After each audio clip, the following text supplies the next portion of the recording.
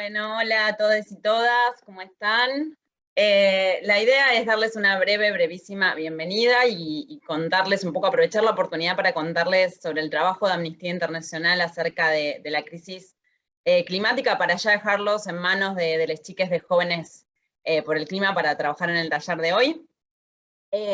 Como saben, Amnistía Internacional es una organización que lucha por los derechos humanos en diferentes lugares del mundo, y ya desde hace varios años viene trabajando en la crisis climática, un tema que tradicionalmente no ha sido vinculado con los derechos humanos. Sin embargo, nuestra visión es que justamente la emergencia climática es una crisis de derechos humanos y una crisis de una magnitud sin precedentes.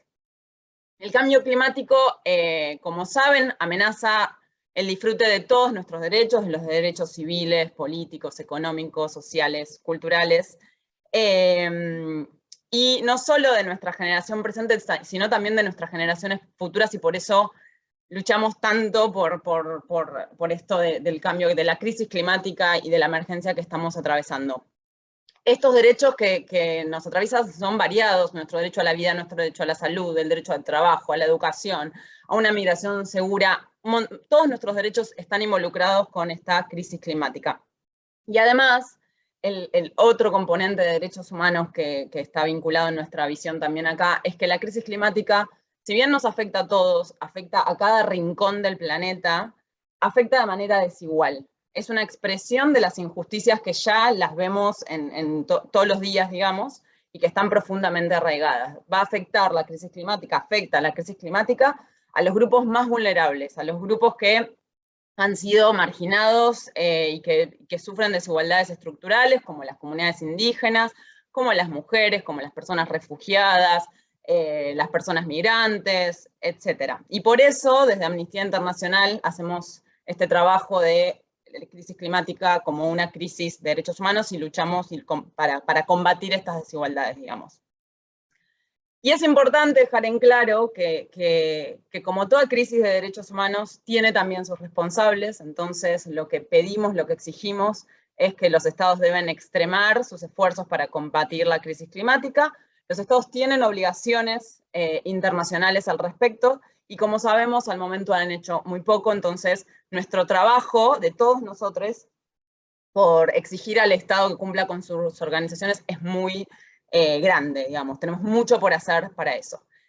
Y hoy estamos acá para hablar de activismo ambiental y cómo con nuestras acciones podemos exigir justamente al Estado que cumpla con estas obligaciones. Y por eso también queremos contarles que desde Amnistía Internacional Argentina lanzamos la semana pasada una campaña de la que todos nosotros podemos participar para exigirle justamente al Congreso que de manera urgente apruebe la ley de humedales. Volvimos a hablar de la ley de humedales en estos últimos meses con las crisis de incendios que se dieron en el Delta Paraná, en Corrientes. Y esta ley es sumamente importante para poder proteger los humedales. Los humedales tienen un rol clave justamente para reducir los efectos de la crisis climática. Son fuentes de almacenamiento de carbono y ayudan en la prevención de incendios, sequías y para controlar las inundaciones. Entonces es muy importante que esta ley se apruebe. Hoy en día hay un proyecto de ley que se presentó ya por cuarta vez, que cuenta con el apoyo de más de 380 organizaciones de la sociedad civil.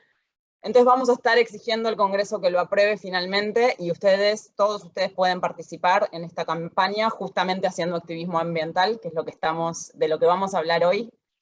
Así que acá en el chat te vamos a dejar el petitorio para que se sumen, y en estos meses vamos a estar haciendo diversas acciones para que también puedan participar. Bueno, ahora sin más, no les quiero robar más tiempo, les dejo con les chiques de Jóvenes por el Clima, que son unos genios y hacen diariamente activismo ambiental, así que ¿quién mejor que ellos para hablar de eso? Muchas gracias. Bueno, muchísimas gracias, Noelia. Bueno, Bruno, vos presentás pantalla.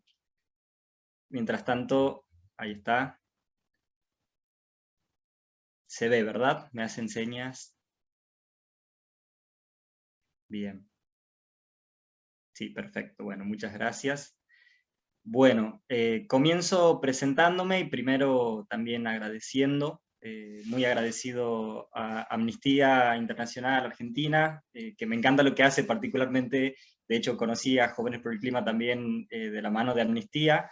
Noé lo dijo y creo que está muy de la mano y muy ligado lo que significa todo lo que es los derechos humanos bueno, con la justicia ambiental. Me presento, mi nombre es Kiyoshi Fortuna, soy de Tucumán, vi que hay gente de Tucumán también presente, vivo en Tucumán, formo parte de Jóvenes por el Clima y de Salvarnos Salvando, que es otra organización de acá de mi provincia. Bueno, estudié licenciatura en Gestión Ambiental y Ecología y actualmente estoy trabajando en eso. Y bueno, quería también agradecer particularmente a Sabrina, que es con quien venimos haciendo el taller, planeándolo, a mis compañeros de Jóvenes por el Clima, sobre todo a Bruno y Lola Cirote, y a Augusto Fernández, bueno, que es quien hizo el PowerPoint. Estábamos entre todos haciendo este taller y bueno, hoy nos tocó exponer a nosotros, pero bueno, es parte de todos. Empiezo contando un poquito y contextualizando. Jóvenes por el Clima es una organización de jóvenes que nació el 15 de marzo del 2019 tras una movilización internacional. Quizás algunos participaron en ese momento. 4 compas de Cava se pusieron al hombro esa convocatoria. Fue bastante masiva, quizás más de lo que se esperaba. Se ve que había mucha gente esperando también poder marchar por esto. En 2019, bueno, comenzó a gestarse todo este movimiento y empezaron a haber réplicas en distintas provincias, particularmente en la mía, en Tucumán. Bueno, comenzó en esa misma fecha, en ese mismo marzo del 2019, que si bien no había nacido con el mismo nombre, todo respondía a la convocatoria de Fridays for Future, que es el movimiento de Greta Thunberg. Bueno, en ese momento comenzó a replicarse en distintas provincias, ahí vemos en el mapa, digo algunas, que, bueno, como vemos están en varias, acá en el norte, bueno, Jujuy, Salta, Tucumán, bueno, está en Buenos Aires, está en La Plata, en Córdoba, bueno, hay varias provincias en las que está presente y bueno, y que tratamos de buscar federalizar lo más posible el movimiento, ya que, bueno, sabemos que de por sí la contaminación no conoce de fronteras, ¿no? Entonces también es importante que exijamos como desde todas las provincias. Cuento rapidísimo algunos hitos así que, bueno, de la organización. Después, en septiembre del 2019, después del nacimiento, se declara la emergencia climática nacional del país, y esta tiene una particularidad, que es que fuimos el primer país de Latinoamérica y el 4º a nivel mundial. Esto también, bueno, fue muy acompañado por nosotros. Al mes siguiente, Amnistía nos reconoce con el premio de embajador de conciencia.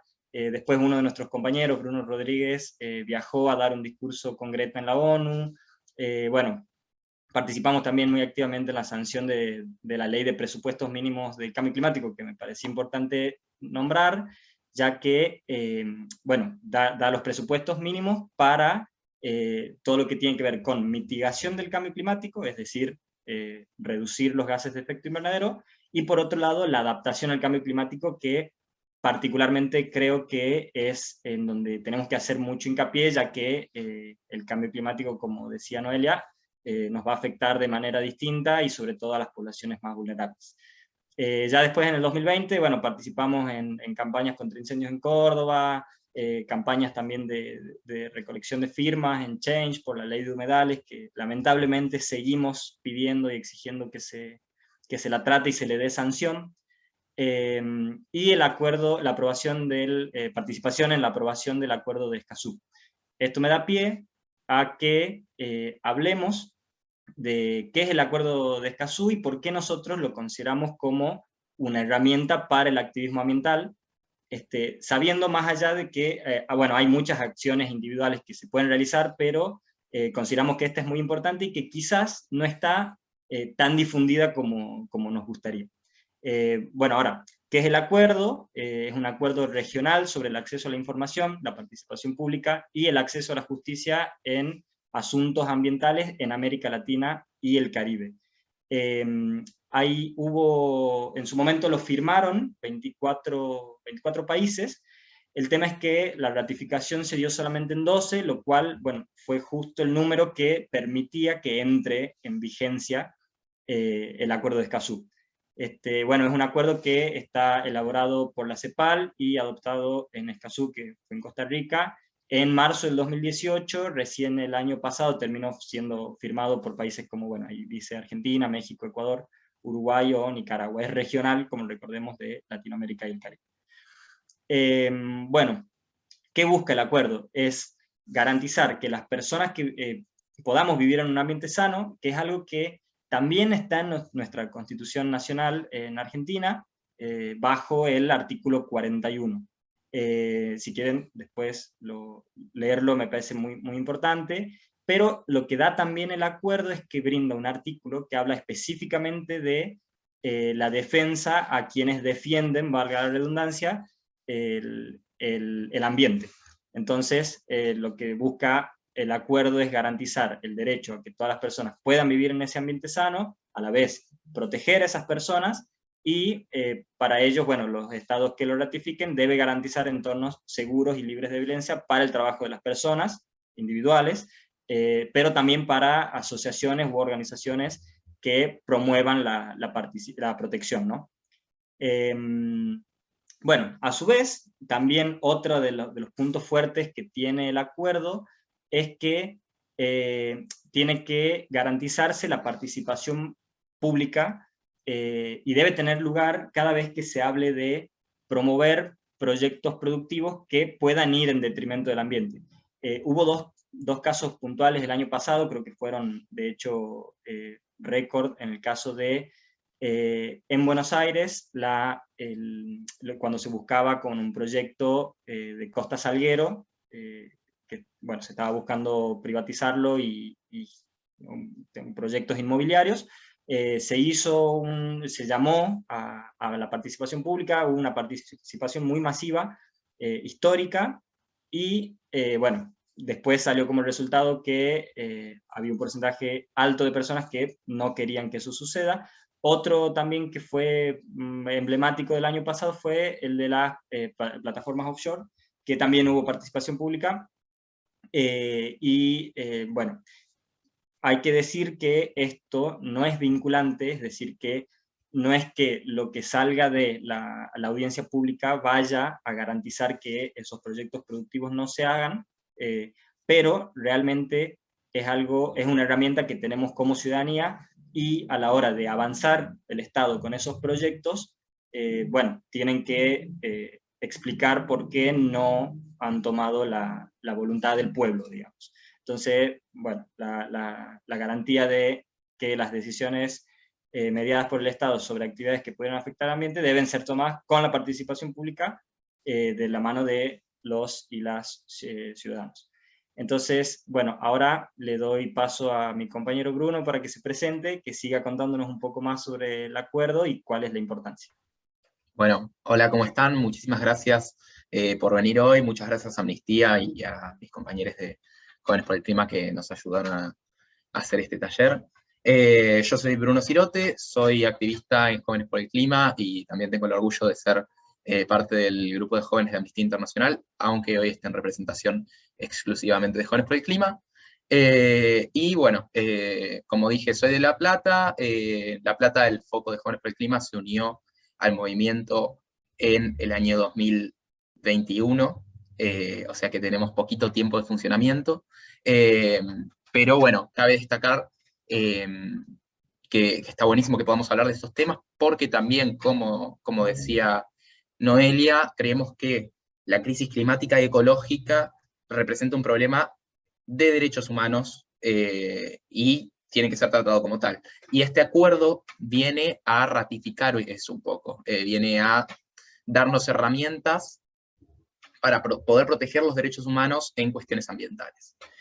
El tercer principio que nos pareció muy importante destacar dentro del acuerdo es el de la garantía al acceso de información pública en asuntos ambientales. El acuerdo lo que dice es que toda persona, todo habitante de un una de las partes del acuerdo, de uno de los países que hayan firmado y ratificado el acuerdo, tienen el derecho a acceder a información pública veraz y de la mejor manera comprobada, y para hacer esto deben suscribir un formulario al Ministerio de Ambiente de, en este caso, Argentina, en donde se especifique la información a la que se quiere acceder. Ese formulario se presenta y a partir de ahí, en el plazo de 30 días, el Estado debe dar respuesta a ese pedido de información y habilitar esa información pública. Hablando un poco de esto, quiero traer también a colación una experiencia que tuvimos desde Jóvenes por el Clima, y es que el año pasado, cuando se estaba debatiendo todo el tema de el acuerdo porcino con China, que era un acuerdo que pretendía generar emprendimientos productivos de carne de cerdo en la Argentina, en una escala nunca antes vista en el país, y que podría haber traído grandes consecuencias ambientales y sociales que nos parecieron realmente bastante terribles, como bueno, la contaminación de cauces fluviales, la degradación de la tierra, la propagación de pandemias o de nuevas epidemias. En el marco de todo eso, tomé la iniciativa desde Jóvenes por el Clima de presentar un pedido de información pública al gobierno nacional, el cual, bueno, en su momento, o en el momento en que se pudo, fue respondido. No se cumplieron con los plazos, por supuesto, pero es un paso importante, nos parece, para el derecho al acceso a la información, que estén estas herramientas como para poder reclamar por los derechos que tenemos de acceder a esa información. Ahora voy a hablar un poco sobre los principios que rigen el acuerdo de Escazú. Por un lado tenemos el principio de igualdad y no discriminación, que creo que no merece mucha explicación, ya que su nombre indica perfectamente de qué se trata. El principio de transparencia, que refiere a los asuntos estatales y a la transparencia del Estado en cuestiones ambientales. El principio de rendición de cuentas, como decía Kiyoshi, el Estado debe rendir cuentas respecto de sus decisiones en materia ambiental. El principio de no regresión y el principio de progresividad, que van muy de la mano, y que lo que quieren decir es que cuando se implementa una nueva legislación tendiente a la protección del ambiente, no debe retrocederse, y que siempre la legislación nueva debe ser progresivamente más protectiva del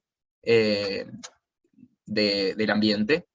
Luego tenemos el principio de buena fe, el principio preventivo y el principio precautorio, que también van de la mano y son muy importantes, y quieren decir que frente a una actividad productiva que pueda perjudicar el ambiente, no se debe avanzar con ella, y se deben tomar todas las precauciones necesarias para evitar ese detrimento de la calidad del ambiente. El principio de máxima publicidad, que tiene mucho que ver con esta cuestión del acceso a la información pública en cuestiones ambientales, y el principio de equidad intergeneracional, que nos parece desde Jóvenes por el Clima, por supuesto, clave, entendiendo que las decisiones que se toman hoy tendrán un impacto enorme en la forma en que se desarrollará nuestro futuro como jóvenes, y por eso tenemos que tener también en cuenta en las decisiones que se toman hoy los desencadenamientos que pueden tomar esas decisiones en el futuro. Y bueno, por último, para finalizar, queríamos hablar un poco de algunas herramientas que nos brinda el acuerdo, y de cómo podemos bajar un poco esto a tierra y llevarlo al territorio y al accionar en el activismo ambiental. Por un lado, como comentaba Kiyoshi, lo que tenemos, y una herramienta maravillosa que nos da el acuerdo, es el de la participación pública en asuntos ambientales, en lugares de toma de decisiones respecto de la materia ambiental. Y esto implica, por un lado, la celebración de audiencias públicas previo a la decisión de avance con un proyecto productivo que pueda afectar al ambiente de forma negativa, y que debe ser tomada en cuenta la expresión de la ciudadanía respecto de ese proyecto antes de aplicarse la resolución. Por otro lado, el Estado también, y esto nos parece importantísimo, debe facilitar el acceso a la ciudadanía a eventos de foros de discusión o lugares en donde se desarrollen y se tomen decisiones respecto de legislación ambiental o de nuevas resoluciones, lugares de debate sobre ambiente a nivel tanto internacional como a nivel nacional.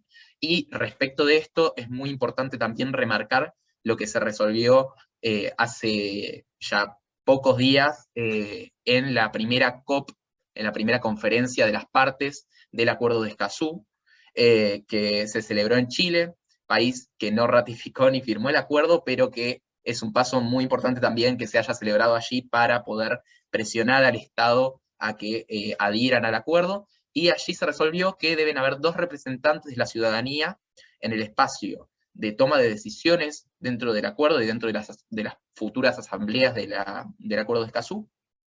Y por otro lado también que debe haber un representante de la ciudadanía en la mesa directiva de lo que atiene a la toma de decisiones respecto del acuerdo.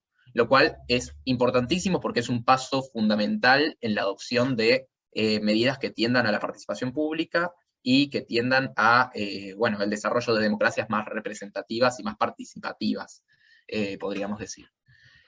Por otro lado, bueno, tenemos la herramienta de los pedidos de información ambiental, que esto no solo se queda ahí en la posibilidad de pedir de hacer un pedido de información, que, como les comentaba, el primer paso es suscribir este formulario, después, luego del paso de 30 días, si no hay una respuesta del Estado, se deben esperar 10 días hábiles más, luego presentar un pedido de pronto despacho, y en caso de no contestar, se debe ir a litigio. Pero también lo que nos brinda este artículo, el artículo 5, si no me equivoco, es la garantía de pedir, por ejemplo, en caso del desarrollo de desarrollos productivos, pedidos de impacto ambiental, los pedidos de impacto ambiental pertinentes que los estados están obligados a hacer cuando se vaya a desarrollar una nueva actividad productiva. Y en tercer lugar, y en último, y para ir cerrando ya un poco, y algo que nos parece muy importante y que está relacionado sobre todo con la defensa de defensores de derechos humanos en materia ambiental, es un asiento jurídico sobre el cual podamos reclamar por la protección de los derechos de quienes defendemos el ambiente.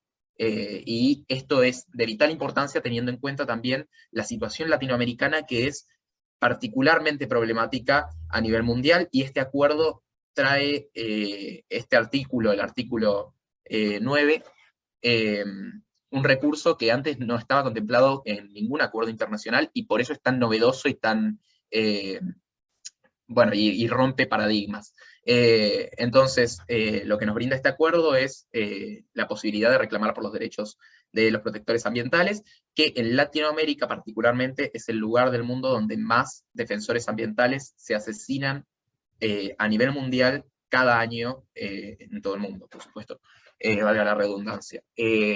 Así que, bueno, nos parece importantísimo tener en cuenta que tenemos estas herramientas para aplicar en un nivel local, nacional e internacional, que podemos ir a nuestros concejales, a quienes nos representan en los consejos deliberantes de nuestros municipios, y pedir que hayan espacios de deliberación ambiental, de toma de decisiones ambientales. Eso lo hemos hecho acá en La Plata, y hemos fundado un consejo ambiental, a partir del cual se formulan nuevas normativas que se presentan al Consejo, y a partir de allí podemos desarrollar nueva legislación ambiental que tienda a la protección del ambiente en nuestras ciudades, y también podemos reclamar estos espacios en otros lugares, ya que los estados, por este acuerdo, deben tender a mayor representación de la ciudadanía dentro de los espacios de toma de decisiones.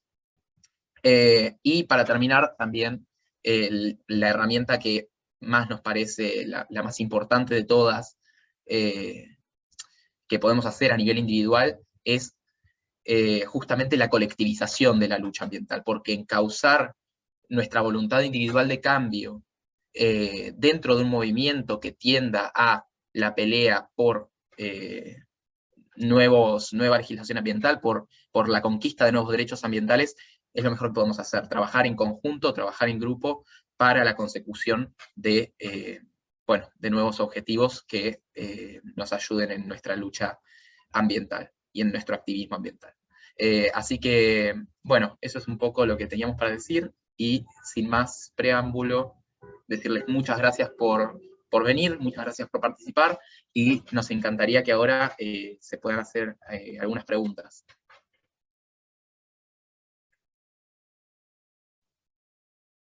Muchísimas gracias, Kio y Bruno, por toda la información. Una vez más, enormes gracias por haberse sumado a este taller, que creo que nos vamos a ir todos muy contentos y contentas por la información que nos dan. Perdón, no me presenté, yo soy Yarit y soy coordinadora de fidelización. Ya para ir cerrando, brevemente vamos a dar dos preguntitas que teníamos por allí para hacerles. Así que bueno, las comento y ahí ven Bruno, Kio, quien las pudiese responder en principio. ¿Qué otras herramientas nos podrían mencionar para desarrollar un activismo ambiental? Bueno, contesto yo si quieren. Bueno, otras herramientas que pueden darse quizás más diariamente y que de paso les contamos cómo trabajamos en Jóvenes por el Clima también, que tienen que ver con, por ejemplo, la separación en origen de residuos. Nosotros trabajamos activamente con el MT, que es el Movimiento de Trabajadores Excluidos, en donde, bueno, lo que se consigue es que a través de separar nuestros residuos en casa y de forma limpia, esto evita que recuperadores urbanos tengan que estar buscándolos y caminando ciudades enteras para poder llevar el pan a la casa, como se dice. Entonces, esa es una herramienta que nos parece importante y que impacta de forma social, que es por lo que justamente velamos. Por ejemplo, también creo que otra herramienta individual también puede ser ver cuál es nuestro consumo, y particularmente nosotros venimos trabajando con trabajadores de la tierra, acá en Tucumán particularmente con la UTT, la Unión de Trabajadores de la Tierra, también con el MT en su rama rural, que ellos producen de forma agroecológica los alimentos que al final llegan a nuestra mesa. Entonces, dar promoción a eso también creo que es importante. Totalmente, y además agregar que esto tiene un gran impacto ambiental. La separación de residuos en origen contribuye a que después los residuos reciclables puedan ser procesados y reinsertados dentro de la cadena productiva y dentro del mercado para ser reutilizados, y que no vayan directamente a sitios donde se los descarta, como, bueno, podría ser en la provincia de Buenos Aires el SEAMSE o distintos lugares de relleno sanitario. Así que, bueno, es de vital importancia hacer separación en origen, es algo que venimos trabajando mucho, y por supuesto, como decía Kio, cuidar nuestros consumos y buscar que sean lo más sostenibles posibles. Buenísimo, gracias Bruno. Kio, por acá también tengo la pregunta de una docente y dice, ¿hay algo más que pueda enseñar a chicos y chicas para que incorporen comportamientos responsables ambientalmente, digamos hablando de forma ambiental, para sus vidas como acciones diarias? Bien, buenísima la pregunta. Sí, de hecho, hace poquito se sancionó la Ley de Educación Ambiental Integral, que no solo abarca a las escuelas y a la educación formal, sino que también incluye a la educación no formal e informal, lo cual es sumamente importante. Es una ley nacional y que está empezándose a aplicar en las escuelas sobre todo. Creo que la educación es una herramienta, no sé, de las mejores herramientas que tenemos a la hora de formar a nuestros chicos y chicas, pero bueno, creo que también parte de lo que es la educación, creo que está bueno hablar sobre la crisis climática, lo que significa, y yo particularmente creo que tratando de hacer que se entienda que somos parte de un todo, ¿no? Entonces creo que a partir de ello y con el apoyo de la Ley de Educación Ambiental podemos promover eso. Buenísimo, Kio. Acá justamente tenemos una pregunta de Pepe de Amnistía Perú, por lo que entiendo. ¿Cómo lograron que su país firmara el acuerdo de Escazú?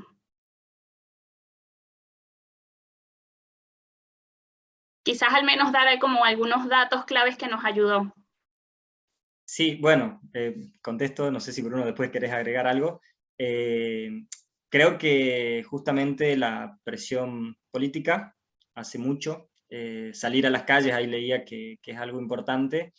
Sé que en Perú, estuve hace poquito en Perú, que creo que bueno, es algo que se está gestando allá y que es importante que se apruebe. Yo creo que la presión política es la mejor herramienta que tenemos para poder hacer que se logre ratificar al fin el acuerdo.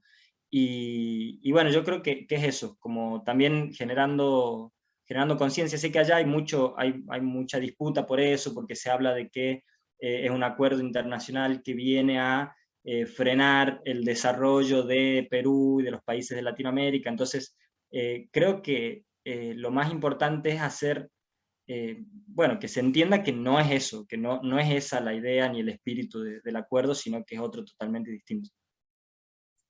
Sí, y agregar también que no debemos olvidar que el acuerdo es un acuerdo regional y como tal debemos promover también la cooperación regional para ejercer presión sobre los estados que no hayan firmado y generar redes de activismo y redes de contactos que permitan ejercer la presión necesaria para que los estados tiendan a firmar estos acuerdos.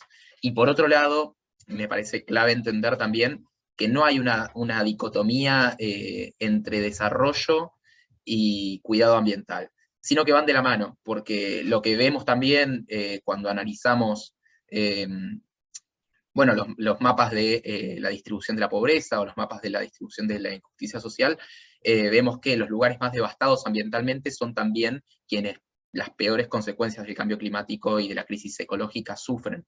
Entonces, intentar llevar eso a la opinión pública, intentar que el pueblo se movilice en pos de legislaciones tendientes al cuidado ambiental.